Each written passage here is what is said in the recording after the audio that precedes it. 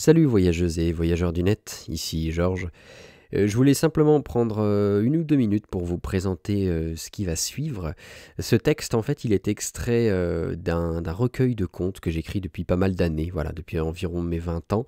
J'ai écrit pas mal de textes que j'aime bien appeler des contes, pour la simple et bonne raison qu'ils commencent tous par « Il était une fois ». Il n'y a pas vraiment de morale ou d'autres trucs derrière, c'est juste que j'aime bien ce terme de conte. Et comme je le disais, depuis environ mes 20 ans, j'en écris régulièrement. Donc il se rajoute au corpus, le recueil s'étoffe, s'épaissit petit à petit. De temps en temps, je me repenche sur les anciens textes, je change une virgule, une phrase, un adjectif, des petites choses, voilà. Donc le corpus grandit. Et en parallèle, depuis quelques années, j'ai un ami qui travaille sur des illustrations. Donc un jour, je ne sais pas quand exactement, mais un jour ce recueil verra le jour, hein, et voilà, je le souhaite bientôt, hein, dans les prochaines années. On ne sait pas, on verra. Le conte qui va suivre donc s'appelle Les derniers jours du bocaliste. Je vous raconte l'histoire d'Alan Griboval, qui a un métier assez étonnant, vous verrez, il est bocaliste justement. Il capture des morceaux de vent. Je l'ai écrit pas plus tard que cet après-midi, ce texte, il y a littéralement 2 heures. Je l'ai enregistré dans la foulée. Et voilà, il m'a fait du bien parce qu'il me permet d'exorciser un petit peu des choses qui se passent dans ma vie, des choses difficiles. Et je me suis attaché au personnage. Le conte devait être plus court, en fait, et finalement, il sera en 2 parties, puisque c'est un petit peu le thème de ce recueil de contes, c'est que les textes sont assez courts. Donc entre 2 et 3 pages Word, j'essaye de me tenir à ce format, et donc de temps en temps, quand c'est plus long, il y a 2 parties. Comme ça fait un peu de suspense, et c'est sympa pour le lecteur de retrouver un personnage 5, 6 ou 10 contes plus tard. Je trouve, en tout cas. Donc c'est la partie 1, et puis la partie 2, elle est dans ma tête, elle n'est pas encore écrite, mais je pense que je l'écrirai dans les prochains jours et que je l'enregistrerai dans la foulée et je vous la partagerai sur la chaîne. Si vous êtes curieuse ou curieux des autres contes qui constituent donc le corpus du Cirque des Étoiles, c'est le nom du recueil, n'hésitez pas, il y a une playlist sur ma chaîne YouTube où vous pouvez aller écouter les autres que j'ai pu enregistrer ces dernières années.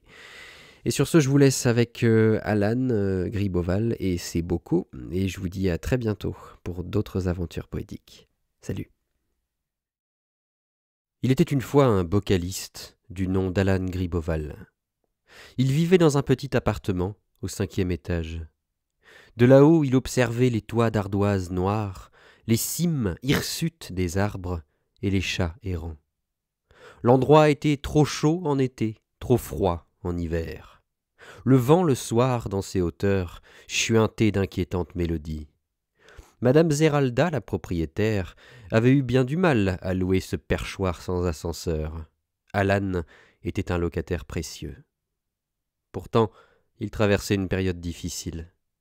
Le seul métier qu'il se soit jamais connu, l'embocalisage, ne rapportait plus. Alan dut un jour annoncer à Madame Zeralda qu'il aurait un mois de retard sur le loyer. Quand ce mois doubla, puis tripla, la brave soixantenaire décrocha son combiné d'une main tremblante et composa, à regret, le numéro de la banquise. Mais n'abordons pas la face grimaçante de cette histoire trop vite. Parlons du métier de bocaliste, ancien et méconnu, dont Griboval était l'un des derniers représentants. Sa pratique requiert 3 choses. Un bocaliste, bien sûr, aux sens exercés, un attrape-tout, en bois de préférence, et, cela va sans dire, mais prenons le risque d'insulter votre intelligence, un bocal.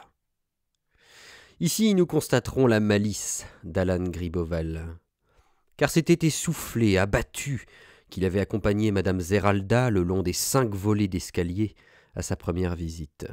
C'est bien embêté qu'il avait constaté les écarts de température selon les saisons, l'humidité gênante de l'endroit, et puis ces plaintes du vent le soir, terribles, ces agonies du crépuscule. La propriétaire, devant la gentillesse du jeune homme, avait consenti à baisser le loyer.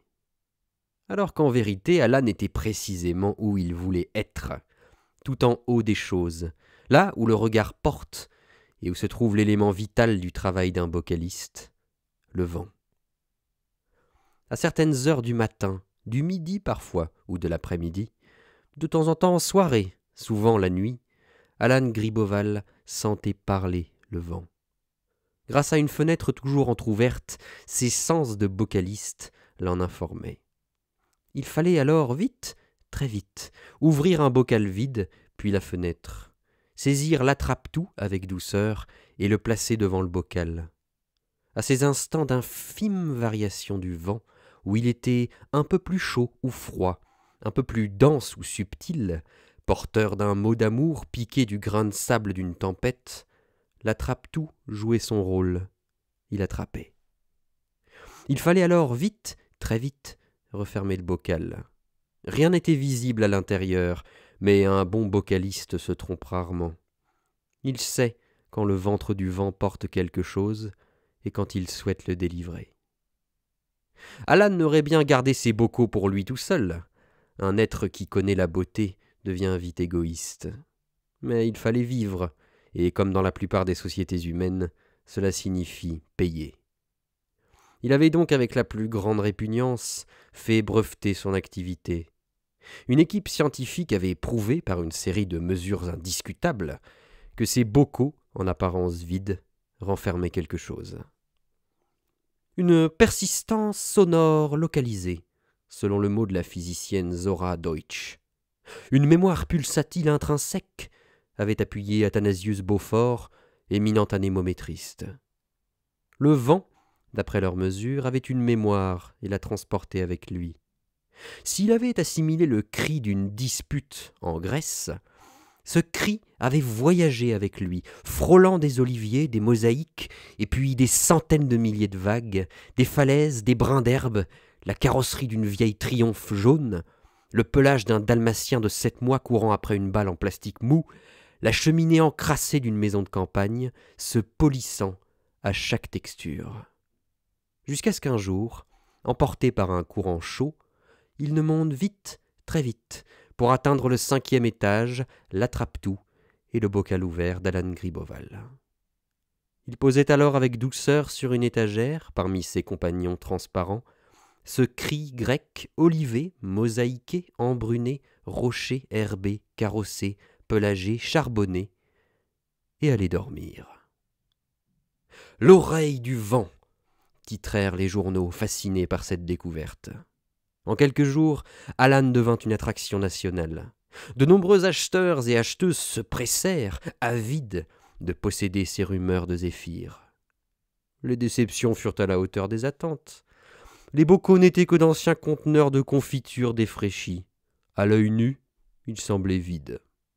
Pour entendre le vent, il fallait les ouvrir et, vite, très vite, coller l'oreille.